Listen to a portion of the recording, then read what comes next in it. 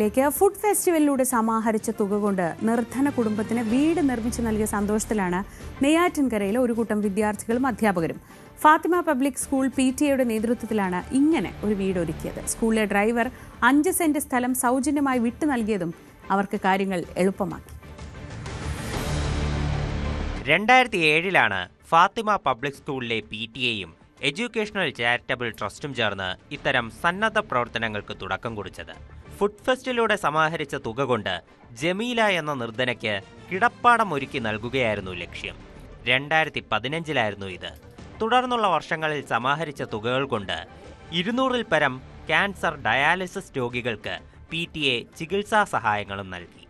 2025 Christmas സമ്മാനമായാണ് Neyyattinkara ചെമ്പയിൽ സ്വദേശിനിയായ സിനി എന്ന 53-കാരിക്ക് ചെങ്കൽ വട്ടവിടയ്ക്ക് സമീപം വീടൊരുക്കി നൽകിയത്.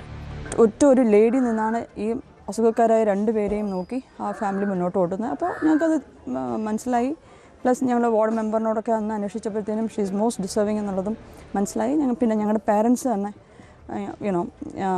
ആൾക്കാരെ എന്താണ് അവരുടെ നീഡ്, അവർ മോസ്റ്റ് നീഡി ആണോ എന്നൊക്കെയുള്ളത് പാരൻസിൻ്റെയും സപ്പോർട്ട്, പാരൻസ്, ലോക്കൽ ബോഡി, ഞങ്ങളുടെ കമ്മിറ്റി, ഇവർ എത്രയും പേര് ഒരുമിച്ചിരുന്നാണ് ഞങ്ങൾ ഫൈനലായിട്ട് ഒരാളിനെ സെലക്ട് ചെയ്യുന്നത്. സ്കൂളിലെ തന്നെ ബസ് ഡ്രൈവറായ സാമുവൽ നൽകിയ 5 സെന്റിൽ 2.5 സെന്റ് ഉപയോഗപ്പെടുത്തി 700 സ്ക്വയർ ഫീറ്റോളം വരുന്ന വാർത്ത കെട്ടിടമാണ് സിനിക്ക് ഒരുക്കി നൽകിയത്. സ്കൂൾ ഗ്രൂപ്പുകളിലൂടെയും അല്ലാതെയും സമാഹരിച്ച 80-ലധികം അപേക്ഷകളിൽ നിന്നാണ് സിനിയെ തിരഞ്ഞെടുത്തത്.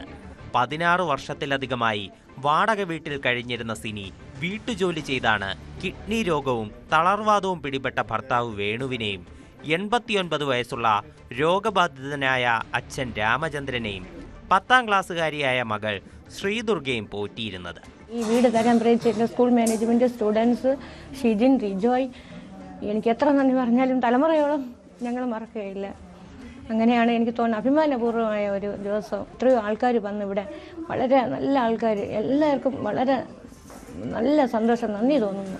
ചൂരൽമലയിലെ ദുരന്തം മാനസികമായി തളർത്തിയതായിരുന്നു സാമുവലിനെ 5 സെന്റ് സ്ഥലം കിടപ്പാടമില്ലാത്തവർക്ക് നൽകാൻ പ്രേരിപ്പിച്ചത്. ഇതെല്ലാം സമ്പാദിച്ചു വെച്ചിട്ട് കാര്യമൊന്നുമില്ല.